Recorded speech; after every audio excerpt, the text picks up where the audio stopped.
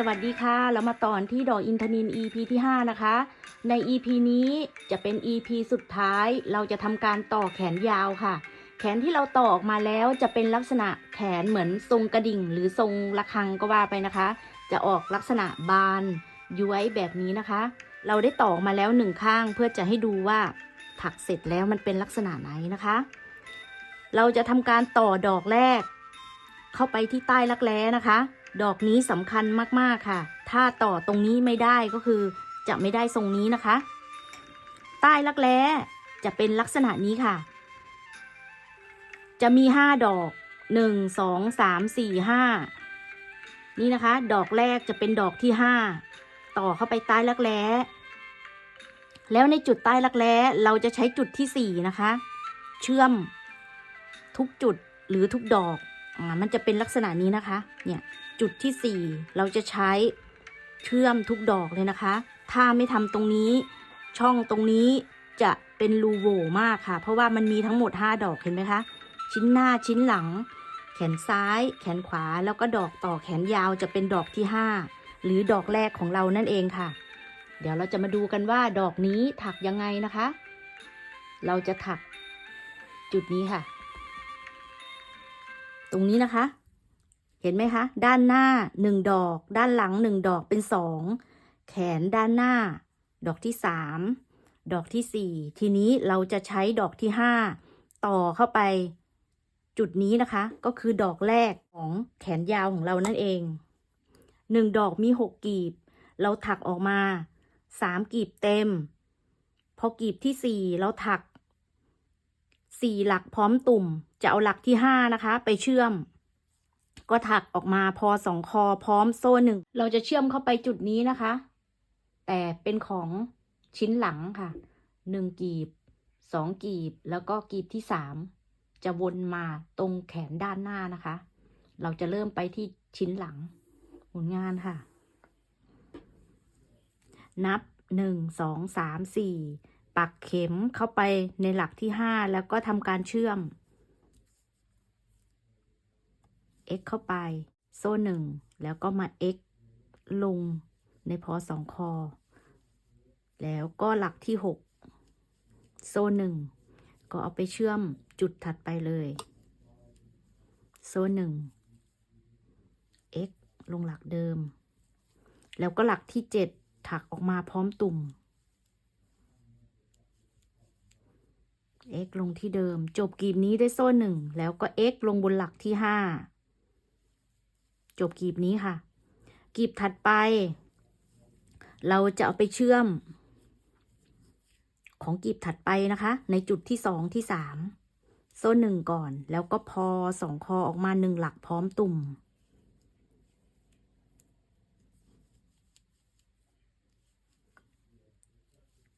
พอ2 คอหลักที่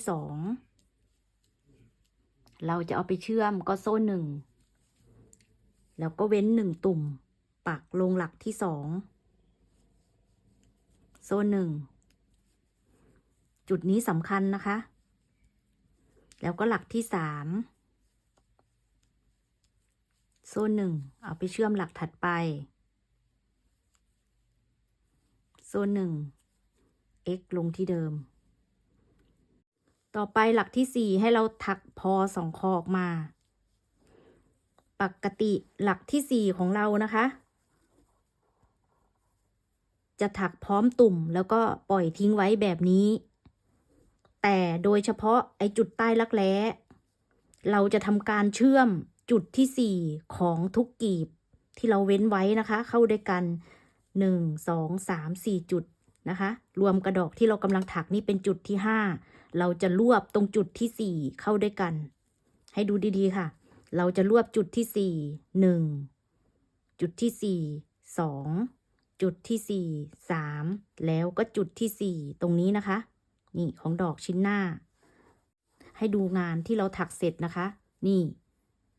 ตรงนี้มันจะถูกเชื่อมเข้าไป5 จุดนะคะมันจะกว้างมากถ้าเราไม่ถักรวบตรงจุดที่4เข้าไปเราจะทำการปิดรูโหว่ตรงใต้รักแร้นั่นเองค่ะถ้าเราไม่ถักตรงนี้เดี๋ยวมันเป็นรูเบ้อเร่อเลยนะคะนี่ค่ะ ในหลักที่สี่นี้เราจะถักโซ่หนึ่งก่อน แล้วก็พันเข็ม ดอกที่เรากำลังถักนะคะ ให้เราปักเข็มลงไปในจุดที่สี่หรือในหลักที่สี่นั่นเอง ปักเข็มลงไป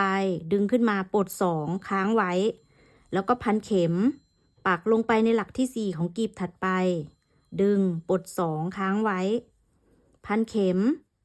หลักที่สี่ของชิ้นหน้าด้วยนะคะ จุดตรงนี้ดึงขึ้นมาปลดสองค้างไว้ พันเข็มทีนี้ดอกนี้แล้วนะคะเราถักไปแล้ว1 2 3นี่ค่ะหลักที่4อยู่นี่เราก็ทำการพันเข็มแล้วก็ปักลงไปในหลักที่4ดึงขึ้นมาปลด2ทีนี้ก็รวบหมดเลยแบบนี้นะคะแล้วก็ถักโซ่1แล้วก็เอามา x ลงในหลักที่4ของดอกที่เรากำลังถักนี่ค่ะใต้รักแร้มันจะรวบจุดที่4เข้าด้วยกันทั้ง5ดอกแบบนี้นะคะต่อไปหลักที่5ค่ะเราก็ถักปกติพอ2คอโซ่1แล้วก็เอาไปเชื่อมกลีบถัดไปอันนี้คือหลักที่4ที่เราเพิ่งรวบใช่ไหมคะเราก็ปักลงไปหลักที่5หลักที่6แบบนี้นะคะ2หลักนี้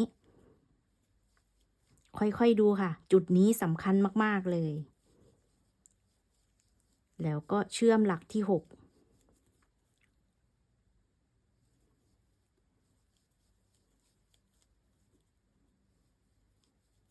แล้วก็ถักหลักที่7พร้อมตุ่มออกมาจบกลีบนี้ด้วยโซ่1ปักลงไปบนหลักที่5ปัก x กลีบสุดท้ายโซ่1ถักพอ2คอออกมาพร้อมตุ่ม1หลักเอาหลักที่2ที่3ไปเชื่อมในกลีบถัดไป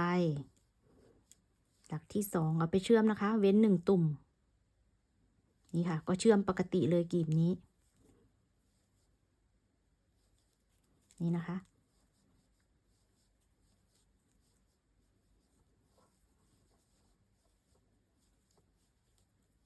จุดที่3โซ่1เราไปเชื่อมแล้วก็ที่เหลืออีก4จุด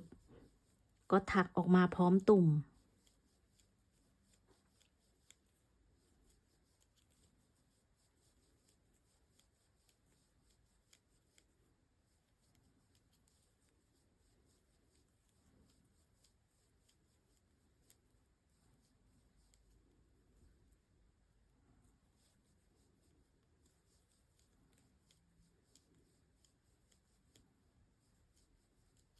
จบกลีบนี้โซ่1แล้วก็4ตรงจุดเริ่มต้น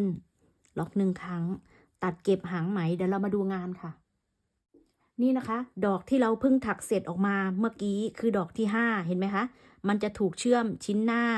1 2แล้วก็แขน3 4ดอกนี้จะเป็นดอกที่5ที่ว่าถูกเชื่อมเข้าไปจุดใต้รักแร้เห็นไหมคะแล้วตรงหลักที่4ของดอกที่เราถักเนี่ยเราจะรวบเอาหลักที่4ของทุกๆกลีบนะคะรวบเข้าด้วยกันให้ได้ลักษณะนี้ค่ะ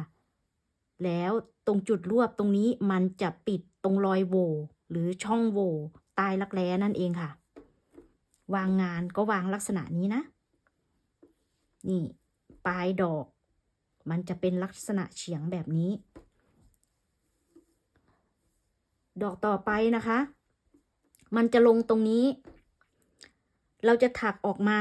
2กลีบเต็มเอากลีบที่3ถักออกมา4หลักเอาหลักที่5ที่6ไปเชื่อมกับจุดนี้นะคะวิธีเชื่อมก็เหมือนตัวเสื้อเลย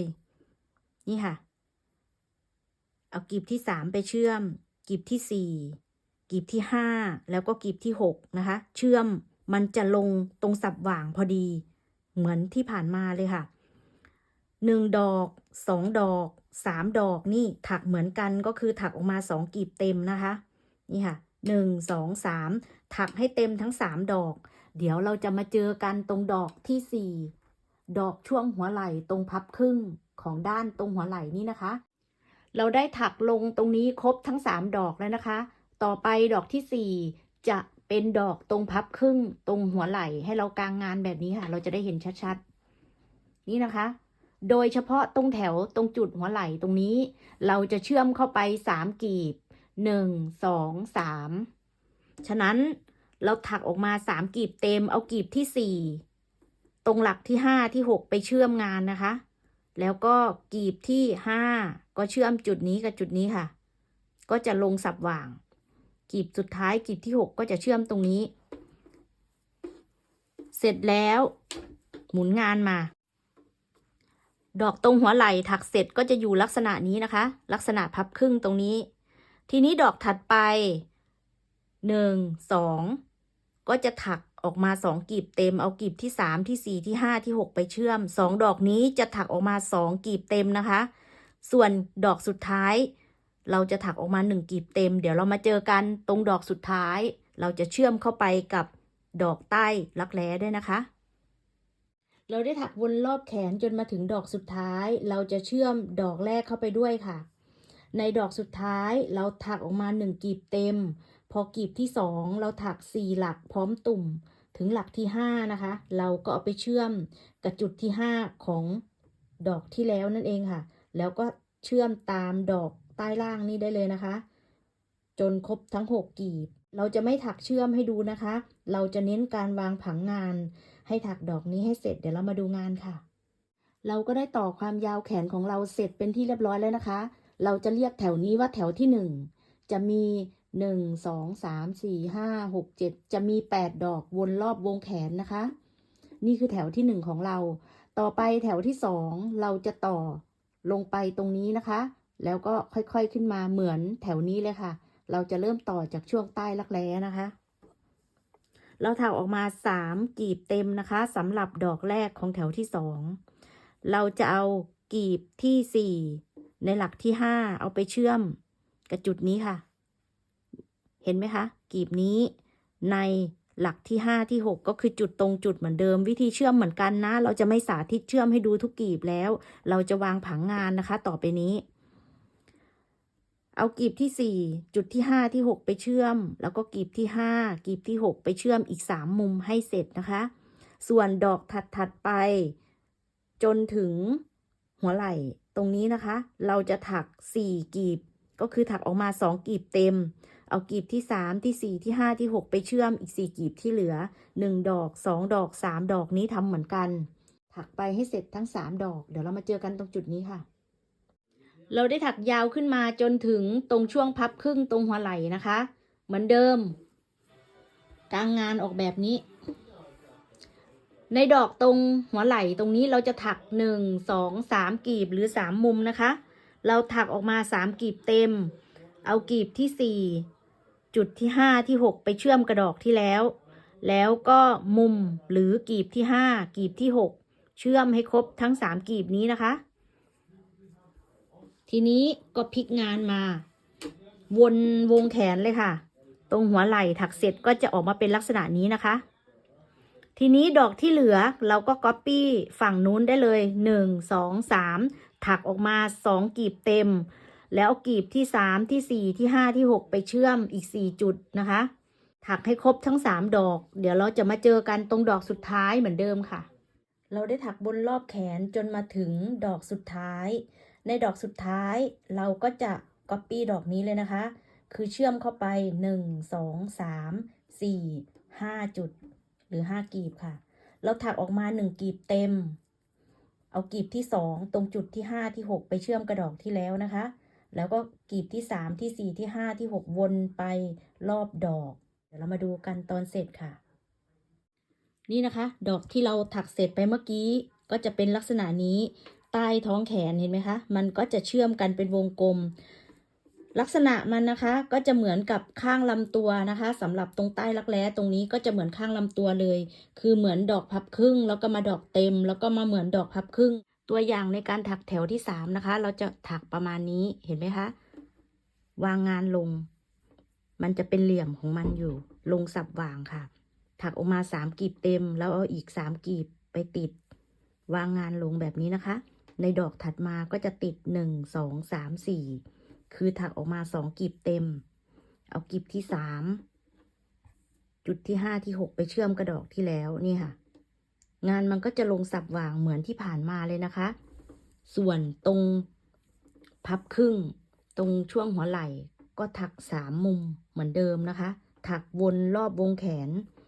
ในแถวต่อไปก็เดินตามแถวนี้ได้เลยก็คือลงช่วงนี้ค่ะงานมันจะลงสับหว่างของมันเองความยาวนี้ถ้าตามเราถักออกมา1 2 3 4 5 แถวนะคะถ้าใครต้องการ7-8 แถวหรือสั้นประมาณนี้ก็แล้วแต่ตามใจคนใส่เลยนะคะแต่ในแถวสุดท้ายนี่นะคะในแถวสุดท้ายตรงนี้เราไม่ไปต่อเราจบที่5 กีบนะคะ1 2 3 4 5คือถักออกมา1 กีบเต็มแล้วเอากีบต่อไปเชื่อมนะคะคือเราไม่ไปต่อเราจะจบไว้แค่นี้ค่ะก็ให้ถักเหมือนกันทั้ง2 ข้างนะคะเดี๋ยวเรามาอัปเดตตอนงานเราเสร็จเรียบร้อยพร้อมรีวิวค่ะและนี่ก็คือเสื้อที่เราถักเสร็จออกมาเป็นที่เรียบร้อยแล้วนะคะลายง่ายๆสวยงามค่ะก็หวังว่าเพื่อนๆจะชอบนะคะถ้าใครชอบก็ลองฝึกถักตามคลิปวิดีโอที่เรานำมาแบ่งปันได้นะไว้เจอกันใหม่ใน EP หน้าจะเป็นเสื้อดอกอะไรแล้วก็ลายไหนนั้นไว้ติดตามชมกันต่อไปนะคะสำหรับคลิปนี้